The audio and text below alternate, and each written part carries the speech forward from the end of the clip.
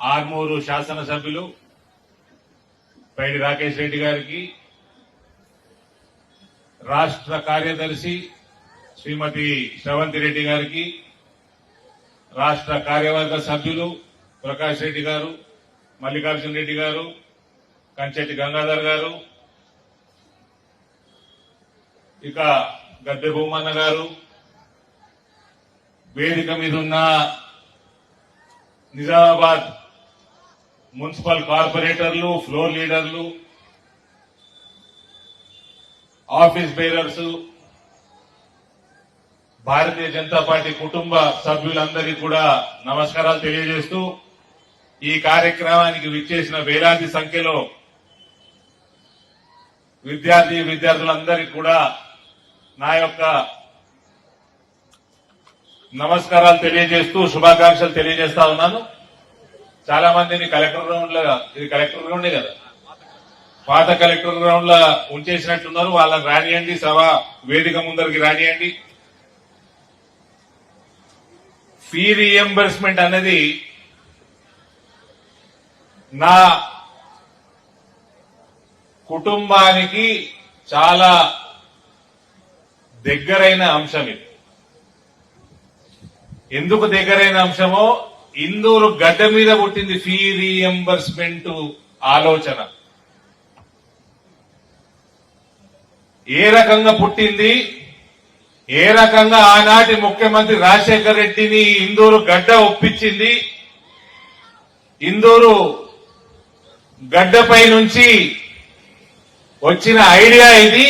ఈ ఐడియా వల్ల లక్షలాది మంది, వేలాది మంది ఇవాళ అమెరికాలలో సాఫ్ట్వేర్ ఉద్యోగాలు చేస్తా ఉన్నారు.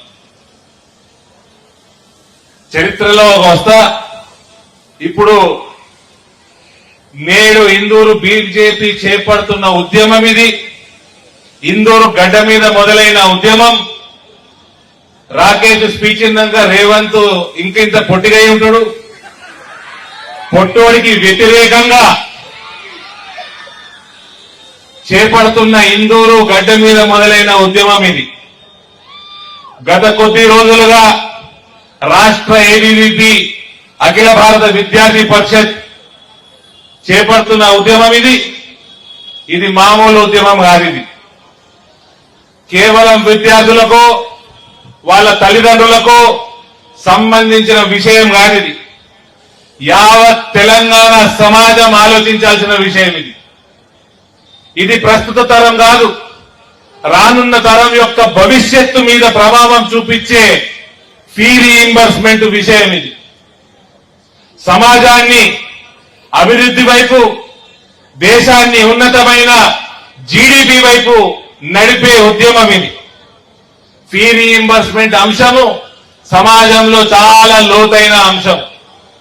కొన్ని లక్షల కుటుంబాల జీవిత గతులను మార్చేటువంటిది, ఉన్నత స్థితికి చేర్చేటువంటి అంశం ఇది.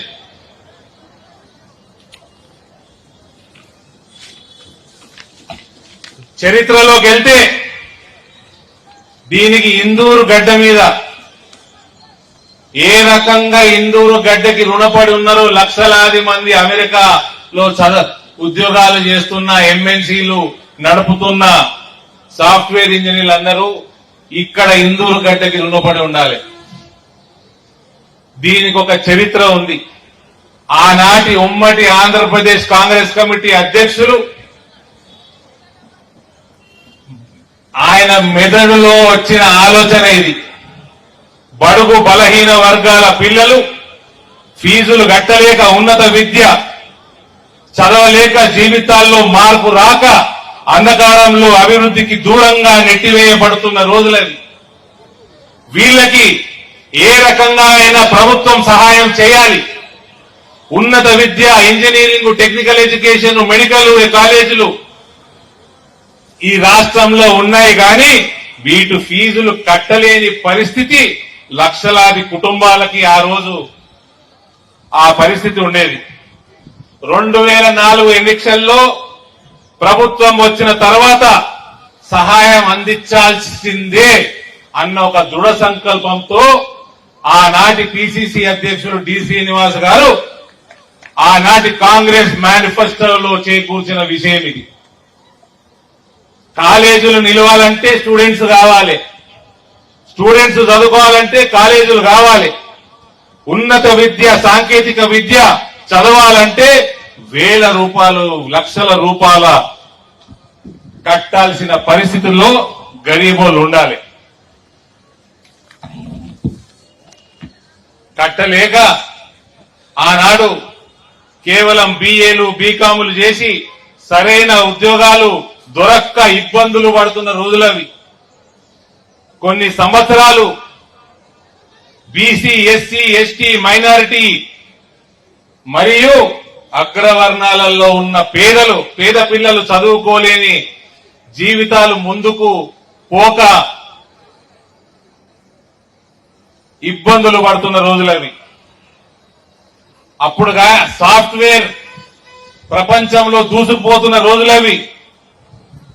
ఫీ రీఎంబర్స్మెంట్ ప్రోగ్రాము 2004 తర్వాత ఇంప్లిమెంట్ అయినాక ఇంజనీరింగ్ డిగ్రీలు ఇవాళ చేసి వేలాది మంది లక్షలాది మంది తెలుగు యువత ఇవాళ ప్రపంచంలోనే అతి పెద్ద సంస్థలకి మేనేజ్మెంట్ గా దిక్సూచిగా ఉన్నారంటే ఫీ రీఎంబర్స్మెంట్ కారణం. ఇది కేవలం BC SC ST minority or అగ్రవర్ణాలలో ఉన్న వెనుకబడ్డ తరగతులకే కాదు, రాష్ట్ర ఆర్థిక వ్యవస్థని మార్చిన స్కీమ్ ఇది. దేశ జీడీపీని పరుగులెత్తించిన స్కీమ్ ఇది.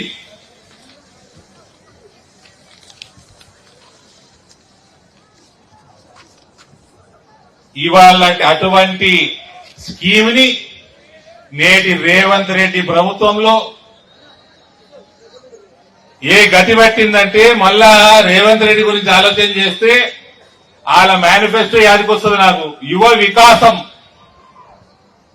వికాసం పేరు మీద ముఖ్యమంత్రి కాగానే అన్ని బకాయిలు చెల్లించేస్తాం, ఈబీసీలు ఎకనామికలీ వీకర్ సెక్షన్స్ ఉన్న ప్రత్యేకంగా వాళ్ళ ఇన్కమ్ స్లాబ్ ని మారుస్తాం, 5 లక్షల భరోసా కార్డుని ఇప్పిస్తాం, ల్యాప్టాప్లు ఇస్తాము, హాస్టల్ ఫీజులు కట్టేందుకు కూడా ఈ 5 లక్షల రూపాయల ఏదైతే భరోసా కార్డు ఉందో అది పనికొస్తుంది.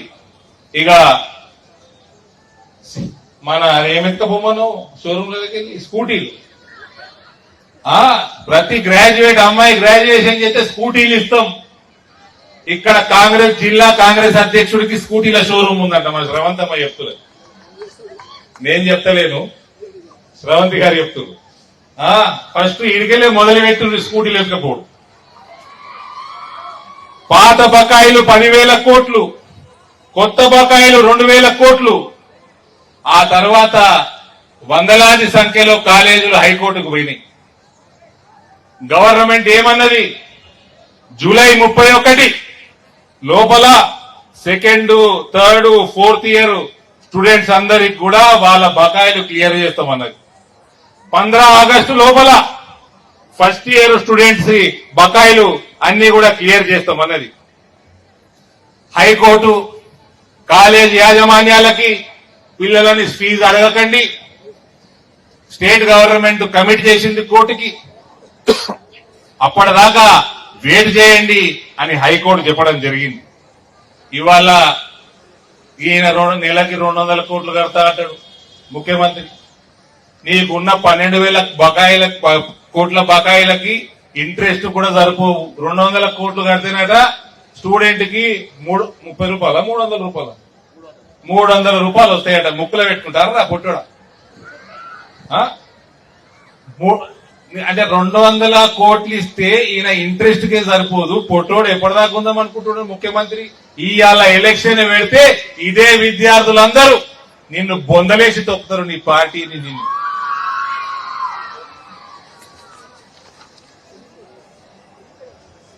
ప్రభుత్వంలోకి వచ్చి దాదాపు 3 సంవత్సరాలు కావస్తున్నది. ఈ రేవంత్ మెస్సీని పిలిచి ఫుట్బాల్ ఆడినట్టు ఆడుతున్నాడు. ఈ విద్యార్థులతోటి వాళ్ళ జీవితాలతోటి ఫుట్బాల్ ఆడుతున్నాడు. నెలకి 200 కోట్లు ఇస్తా, బిచ్చం వేస్తా, ఏడుకెళ్ళి కడతావు చెప్పాలనా? పుట్టోడా భూమి అమ్మినం ఈ మధ్య, దాని వివరాలే ఇగో ఈడున్నాయి. రాయదుర్గంలో 3 ఎకరాలు అమ్మితే 2.5 కోట్లు వచ్చినాయి. అదే రాయదుర్గంలో మళ్ళా మొన్న మేల 6.5 ఎకరాలు అమ్మితే 1500 కోట్లు వచ్చినాయి. రాయదుర్గంలో మళ్ళా మేల 5 ఎకరాల 10 గుంటలు అమ్మితే 204 కోట్లు వచ్చినాయి. 1040 కోట్లు వచ్చినాయి. ఎకరం 204 కోట్లకి. మళ్ళా ఉస్మాన్ సాగర్ లా ఈ మధ్య 48 ఎకరాలు అమ్మితే 3.5 కోట్ల దాకా వచ్చినాయి. ఇయే 8.5 కోట్లు. పొట్టోడా ఈ 8.5 కోట్లు కట్టు, తక్షణమే కట్టు, ఇమీడియట్ గా కట్టు. ఏమైనా ఆ గద్దముక్కోడు నేర్పించిపోయిందండి. గద్దముక్కోడు ఏం నేర్పించిపోయిందంటే పిల్లలు జెన్సీ వాళ్ళకి తెలుసా గద్దముక్కోడు అంటే? తెలుసా? కేసీఆర్ అంట. నా స్పీచ్ చూస్తారైతే మీరు.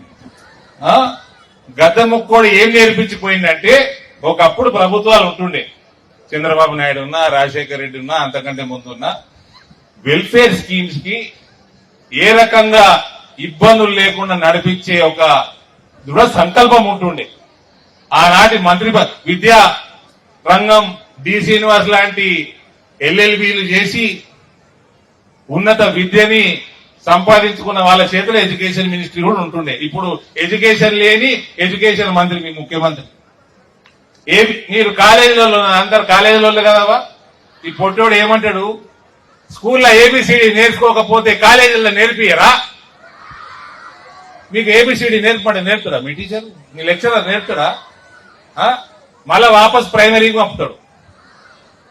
మళ్ళా నువ్వు పొట్టోడా మీ గురువు గారు చంద్రబాబు నాయుడు గారి దగ్గరకు, ఆయన బ్రహ్మాండంగానే చేసుకుంటాడు అడ్మినిస్ట్రేషన్. ఆయన 20 ఏళ్ళు ముఖ్యమంత్రి ఆయన జీవిత కాలంలో. ఆయన దగ్గరకు పోయి ఏబిసిడీలు నేర్చుకొని రాయి. ఆయన ఎందుకు నేర్పలేదు ఆయననే అడగాలి. ఇక సోషల్ వెల్ఫేర్ మంత్రి గారు అడ్లూరి లక్ష్మణ్ గారు, మైనారిటీ వెల్ఫేర్ మంత్రి గారు అజరుద్దీన్ గారు, బీసీ వెల్ఫేర్ మంత్రి పొన్నం ప్రభాకర్ గారు, ఇక విద్యాశాఖ మంత్రి ఓళ్ళు తెలుసా? అనమూల రేవంత్ రెడ్డి గారు. విద్య లేని మనిషి విద్యా మంత్రి మనకి. ఇది 4 మంత్రులు, 3 మంత్రులు, ఒక చీఫ్ మినిస్టర్. రాష్ట్రంలో పిల్లలు, విద్యార్థులు అందరూ కూడా అల్లాడుతుంటే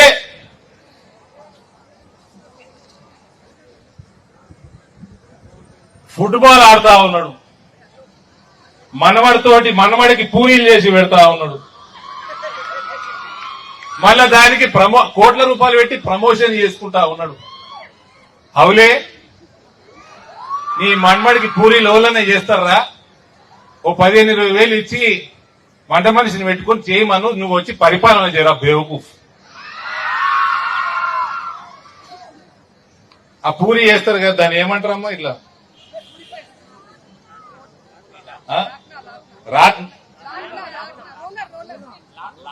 లాట్నా, పూరి రొట్టెలు చేస్తారు చూడు, లాట్నా అట. ఆ లాట్నా అంత ఉంటాడు ముఖ్యమంత్రి. ఈయనకి ఫీ రీయింబర్స్మెంట్, పరిపాలన, దీని మీద చిత్తశుద్ధి శూన్యం. ఎందుకంటే నేను నీకు రిక్వెస్ట్ చేస్తా ఉన్నా, కాలేజీల యాజమాన్యాలు ఆల్రెడీ స్టేట్మెంట్ ఇచ్చినాయి. ఫీ రీయింబర్స్మెంట్ 12,000 కోట్లు ఇస్తామని అన్నారంట. 12,000 కోట్లు బకాయిలు చెల్లిస్తే 40% కమిషన్ అడిగిందంట ముఖ్యమంత్రి రేవంత్. ఇచ్చేయనయ్యా, ఏం చేస్తాం మరి? ఇది ఎందుకంటే ఈ ఫీ రీయింబర్స్మెంట్ రాకపోతే ఈ తరం ఒక మొత్తం జనరేషన్ కొలాప్స్ అవుతుంది. నిచ్చెన ఎక్కి పై దాకా పోయి నిచ్చెన కూలిపోయినట్టు అవుతుంది. మొత్తం జనరేషన్ జెన్జీ మొత్తం కథం అవుతుంది. ఏం చేస్తాము? ఈయన ప్రోగ్రాం పెట్టిండు, ఈ నుంచి స్టార్ట్ ఇందూరు డబ్బా పెట్టిండు కదా, ఈ ప్రోగ్రాం కాగానే అందరు 40% మనలో వేసేయండి.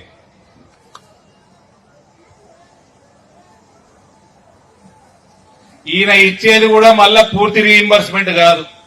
ఎంసెట్ లా 10,000 ర్యాంకు లోపలికి వస్తేనే పూర్తి రీయింబర్స్మెంట్, లేకపోతే 35,000. అది కూడా ఇచ్చే పరిస్థితి లేదు ఈయనకి.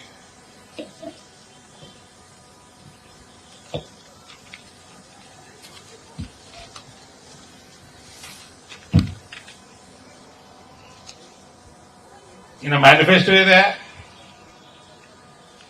ఈ ఫీ రీఎంబర్స్మెంట్ కోసం భారతీయ జనతా పార్టీ కాదు, యువజన సంఘాలు, ప్రగతిశీల సంఘాలు, ప్రజా సంఘాలు, ప్రజలు, మేధావులు అందరూ కూడా కలిసి కట్టుగా కోట్లాడాల్సిన సమయం ఇది.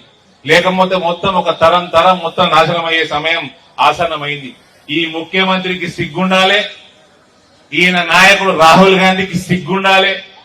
ఇద్దరు కలిసి అశోక్ నగర్ లా, హైదరాబాద్ లా సిటీ సెంట్రల్ లైబ్రరీ దాకా పోయి అందరినీ రెచ్చగొట్టి యావత్ తెలంగాణ యువత కాంగ్రెస్ ఎంబడ ఉంటే కేసీఆర్ ని గద్దెదించగలిగింది కాంగ్రెస్ పార్టీ. అప్పుడు వాడుకొని ఇప్పుడు ఇడిసేస్తావారా పొట్టోడా? ఏమంటాడు పొట్టోడు పెన్నంత ఉండడు, ఒక్క పెన్ స్ట్రోక్ తోడేట ఫీ రీఎంబర్స్మెంట్ డ్యూస్ క్లియర్ చేస్తాం, ఇన్కమ్ స్లాబ్ పెంచుతాం, జాబ్ క్యాలెండర్లు వేస్తాం, ఒకటే పెన్ స్ట్రోక్ తోటి చేస్తా అన్నాడు. ఇక ఇందూరు గడ్డ మీద ఎందుకు మొదలైంది ఇది? చరిత్రలో 2004లో డి శ్రీనివాస్ గారు ఈ ఐడియా రాజశేఖర రెడ్డి గారు తీసుకుపోయారు. ఇందులో భాగం ఆనాడు పి ఉపేంద్ర గారు, సీనియర్ నాయకులు కాంగ్రెస్, ఆనంద భాస్కర్ గారు, ఒక పద్మశాలి బిడ్డ ఎక్స్ఎంపీ డాక్టర్ శ్రీనాథ్ గారు, ఆర్మూర్ బిడ్డ పద్మశాలి బిడ్డ, వీళ్ళందరూ ఒక రూపకల్పన చేసి రాజశేఖర్ రెడ్డి గారికి BC, SC, ST, minority, economically backward classes అయిన అగ్రవర్ణాల్లో ఉన్న వాళ్ళందరికీ ఏ రకంగా ఉపయోగపడుతుంది, వందల సంఖ్యలో ఇంజనీరింగ్ కాలేజీలు వచ్చినాయి. అప్పుడు అవన్నిటికీ ఫీజులు కట్టలేక మూతపడుతున్నాయి. కాలేజీలు నిలబడాలి, అందులోంచి పిల్లలందరూ గ్రాడ్యుయేషన్లు చేసుకోవాలి. కాలేజీలు నిలబడాలంటే స్టూడెంట్స్ కావాలి, స్టూడెంట్స్ భవిష్యత్తు బాగుపడాలంటే ఇంజనీరింగ్ కాలేజీలు కావాలి అని చెప్పి ఆనాడు తీసుకొచ్చిన స్కీమ్ ఇది. రాజశేఖర రెడ్డి గారు ఆరోగ్యశ్రీ తెచ్చిన మహానుభావుడు, రైతులకి ఉచిత విద్యుత్ ఇచ్చిన మహానుభావుడు. ఆయన దగ్గరికి వెళ్లి ఆయన ఆర్థికంగా సాధ్యపడదేమో శ్రీనివాస్, నేను ఇవన్నీ చూసినోని బ్యాక్గ్రౌండ్ నుంచి, నాకు ఫీ రీఎంబర్స్మెంట్ ప్రోగ్రామ్ దినేష్ ఇందూరులో చేద్దామనగానే ఇవన్నీ గుర్తుకొచ్చినాయి నాకు. వస్తే ఆనాడు డిఏ సోమయాజులు గారి అని ఆర్థికవేత్త, ఆయన ఎకనామిక్ అడ్వైజర్ గా కూడా ఉండే ప్రభుత్వానికి, ఆంధ్రప్రదేశ్ ప్రభుత్వానికి, ఆయన తోటి స్టడీ చేయించి ఫీ రీఎంబర్స్మెంట్ ప్రోగ్రామ్ ని గవర్నమెంట్ తోటి ఇంప్లిమెంట్ చేపించిన ఘనుడు ధర్మపురి శ్రీనివాస్ గారు. ఇవన్నిటికీ అరవిందేలు వారి నాయనను పొగుడుతున్నాడు. నేను ఎప్పుడు మా నాయన పేరు వాడుకోలే, నేను అందుకనే మీడియా అంతా ఉన్నది. Hindu, India today, new Indian express, TV9 బాబు అరవింద్ కెమెరామ్యాన్, TV9 తెలుగు రిపోర్ట్లన్నీ ఉన్నాయి. డి శ్రీనివాస్ గారు ఏ రకంగా పనిచేసేది దీనికోసం, ఏ రకంగా రాజశేఖర రెడ్డి గారిని ఒప్పించింది ఇది. కాబట్టి ఇందూరు గడ్డ ఫీ రీఎంబర్స్మెంట్ యొక్క పునాదులు వేసిన అడ్డా ఇది. కాబట్టి ఇక్కడ నుంచి భారతీయ జనతా పార్టీ బేరీ మోగించడం, ఇది రాష్ట్ర వ్యాప్తంగా ఈ రణ బేరీ మ్రోగుతుందన్న ఒక విశ్వాసం మీ అందరి మధ్యలో కల్పించి, తప్పకుండా ఈ పొట్టోన్ని ఆల్రెడీ పొట్టుకున్నాడు, ఎంతో ఉంచుతారు వాడిని ఉంచి మీ ఫీ రీఇంబర్స్మెంట్లు కట్టించి మీ అందరినీ కూడా గ్రాడ్యుయేట్లు, పోస్ట్ గ్రాడ్యుయేట్లు బాధ్యత భారతీయ జనతా పార్టీ తీసుకుంటానని మనవి చేస్తూ సెలవు తీసుకుంటా ఉన్నా. కేసీఆర్ గారేమో అప్పులపాలు చేసిండు రాష్ట్రాన్ని, ఈ పొట్టుడేమో దాన్ని ఆగమాగం చేస్తున్నాడు, అధోగతి చేస్తున్నాడు. కాబట్టి రేవంత్, నీ రోజులు దగ్గర పడ్డాయి. నువ్వు 10 ఏళ్లు కాదు, నువ్వు ఎలక్షన్లు పెడితే 10 రోజులు ముఖ్యమంత్రిగా ఉండలేవు. ఆ అకలు ఉండాలి రాహుల్ గాంధీకి, ఆ ప్రియాంక గాంధీకి. నిన్ను ఇక్కడ ముఖ్యమంత్రిగా ఉండనిచ్చి కాంగ్రెస్ పార్టీని నాశనం చేసుకుంటున్నారు తప్ప ఇంకేం లేదు. ఇక్కడ నుంచి మీడియా ద్వారా నేను గుర్తు చేస్తా ఉన్నా, కేసీఆర్ డేంజరస్ అయితే రేవంత్ రెడ్డి డిజాస్టర్, రేవంత్ కేసీఆర్ కంటే ఎక్కువ డేంజరస్ అని రేవంత్ ముఖ్యమంత్రి అయిన కొత్తలో చెప్పిన నేను. ముఖ్యమంత్రి అయిన కొత్తలో చెప్పిన ఇది నిరూపించుకుంటున్న రేవంత్ ఇయాల మొత్తం అప్పుల పాలు చేసిపోయిండు. వీడు మొత్తం తెలంగాణని అగాధం చేస్తున్నాడు. పిల్లల భవిష్యత్తు మొత్తం అంధకారం చేస్తున్నాడు. కేవలం కమిషన్ల కోసం మన రేవంత్ భాయ్ అన్న, మన రాకేష్ భాయ్ అయినట్టు కొండలరెడ్డి, తిరుపతి రెడ్డి, ఇంకోటి కృష్ణారెడ్డి, వీళ్ళందరూ మింగుతున్నారు. రేవంత్ కేవలం కమిషన్ల కోసం నడిపిస్తా ఉన్నాడు. వీళ్ళు ఏందండి, మహిళలకి పెన్షన్ ఇచ్చిండా, యువతకి నిరుద్యోగ భృతి ఇచ్చిండా? అయ్యే కుటుంబాలు అడుగుతాయి, సేమ్ కుటుంబాలు అడుగుతాయి ఫీ రీఎంబర్స్మెంట్. మొత్తం middle class, lower middle class పేదలను నట్టి విరగొడుతున్నాడు. భవిష్యత్తు అంధకారంలోకి దోస్తున్నాడు రేవంత్. కాబట్టి కాంగ్రెస్ ప్రభుత్వాన్ని దించే పునాది ఇవాళ నిజామాబాద్ గడ్డ మీద పడ్డదని చెప్తూ మీ అందరికీ సెలవు తీసుకుంటా ఉన్నా. భారత్ మాతాకి, భారత్ మాతాకి.